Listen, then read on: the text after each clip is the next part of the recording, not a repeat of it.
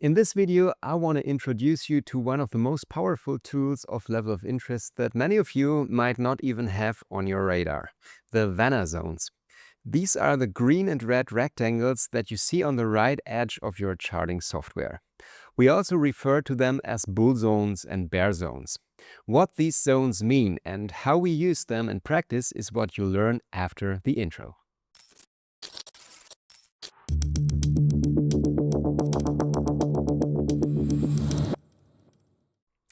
You've probably heard of gamma levels in the options context. Many different data platforms now provide gamma levels. Gamma is a so-called secondary Greek. It tells us how much the delta of an option changes when the underlying moves by 1 point or $1. We don't want to go too deep into option theory in this video. What's important is that you know that besides gamma, there are other secondary Greeks that influence delta. Delta is important because it must be hedged by market makers operating in the options markets. If you buy an option, there will almost always be a market maker on the other side of the trade selling you that option, and vice versa. This initially forces the market maker into a directional risk position that they don't want. Their actual business model is to immediately offload this position on the other side of the order book. This usually works, but not always. Then the market maker ends up in a trade they didn't want and will neutralize it by buying or selling the underlying asset. How much they have to buy or sell is determined by delta. They intervene in the market through these hedges and influence the price directly. This happens in all major equity, commodity, and index markets, especially the S&P 500. Today, the hedging activity of option dealers makes up about a third of total trading volume in the S&P 500. We're talking about massive sums. Gamma tells us how the dealer has to adjust their hedge position as the underlying moves. But beyond gamma, there are other Greeks that influence delta and thus the hedging positions of the market makers. The most important among them are Vanna and charm. Vanna tells us how delta changes when the implied volatility of the underlying changes. And charm tells us how delta changes as the option loses time value. Especially in intraday contexts, both have a significantly stronger effect on delta than gamma does. We can use this phenomenon in several ways. The classic approach is to look for strikes where dealers have particularly high exposure, where they must buy or sell heavily, exerting significant influence on the market. We draw these levels as green and red hedging levels into the chart. You've probably noticed these lines already. We deliberately don't call them gamma levels since we incorporate all three Greeks into our calculations and determine how the market makers must behave at these levels. If they must buy based on gamma, Vanna, and charm, we draw a green bullish level. If they must sell, we draw a red bearish level. But it's important for you to understand that market makers, despite their high influence, are not the only players in the market. And we're also not the only ones who know how market makers behave under certain conditions. We know that at a bullish hedging level, option dealers are most likely to buy. But if there's another commercial trader on the other side with a bigger wallet, the price may still bounce and fall at that level. Like always in trading, it's about probabilities. What we do know for sure is that the market makers must act in these zones. That already tells us with high certainty that there will be some kind of reaction or volume at the level. Beyond that, we can also predict the most likely reaction at the level. It gets really exciting when we see adjacent strike prices where the option dealers uniformly need to buy or sell. That wouldn't be possible using only gamma. Simply put, positive gamma always has a dampening effect on the market, and negative gamma is more permeable and accelerates market moves. Vanna works differently.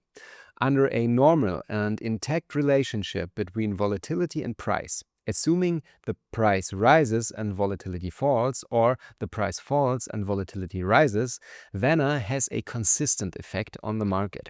This means there are strike prices that consistently have a bullish or bearish effect under these conditions. That's why we call our bull zones and bear zones the Vanna zones. We draw these Vanna zones as large green or red rectangles on the right side of your chart, so you always have them in view without cluttering your entire chart. So how do we work with these Vanna zones in practice?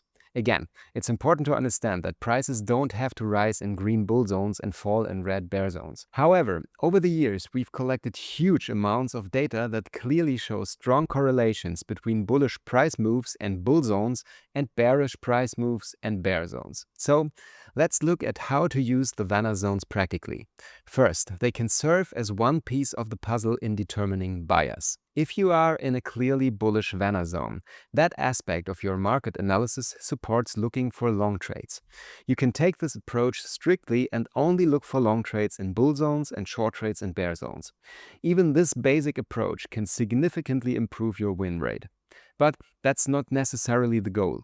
As mentioned, there are many other market participants beside market makers, and the market doesn't always rise in bull zones or fall in bear zones. If that were the case, trading would be easy.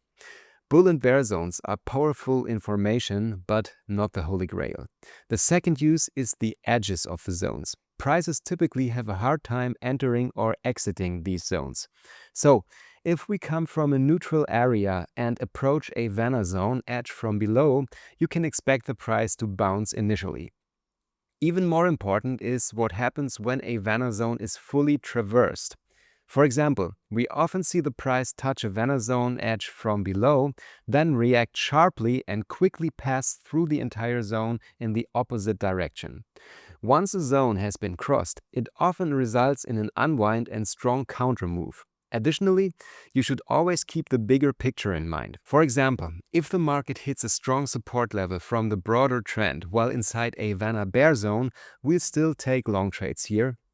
The zone's importance becomes secondary. Such supports might be trend lines, key volume profile levels, or anchored VWAPs from the higher time frame. I especially like to use those as entries for longer day trades. Let's summarize what we covered in this video. First, we use strike prices from the options markets where option dealers have built high exposure to draw our bullish and bearish hedging levels. We incorporate all three secondary Greeks, Gamma, Vanna, and Charm, into our calculations and handle the interpretation and evaluation of this data for you. Our analysis is not based on the assumption that retail buys all puts and sells all calls, but rather on far more accurate fundamentals. If our calculations suggest that dealers must hedge at specific levels by buying, we mark a green bullish hedging level. If they must sell, we mark a red bearish level. As mentioned, we can't predict exactly what will happen at those levels, but we do know there will be institutional interest and volume that will likely cause some kind of reaction you can take advantage of. In addition, Vanna allows us to draw our bull zones and bear zones. You'll find them as green and red rectangles on the right side of your chart. Vanna has the advantage of exerting a consistent influence on the market as long as the inverse relationship between spot price and volatility remains intact. This means if price rises, volatility falls, and if price falls, volatility rises. One final note, in most cases, this relationship holds true, but sometimes implied volatility rises with rising prices or falls with falling prices. This is rare, but imagine this. The market is in a strong down move, maybe triggered by news, and volatility has spiked. Now the market continues slightly downward but begins to consolidate, leading implied volatility to drop. In this case, the relationship is reversed, and so is the effect of our bull zones and bear zones. This reversal helps explain why prices often sharply reverse after traversing a Vanna zone and move back in the opposite direction. So you can generally use Vanna zones as a powerful filter and include them in determining your directional bias. But you can also use the edges of the Vanna zones as reliable support and resistance levels to look for trade entries, whether price is approaching the zone from outside or hitting its edge from the inside.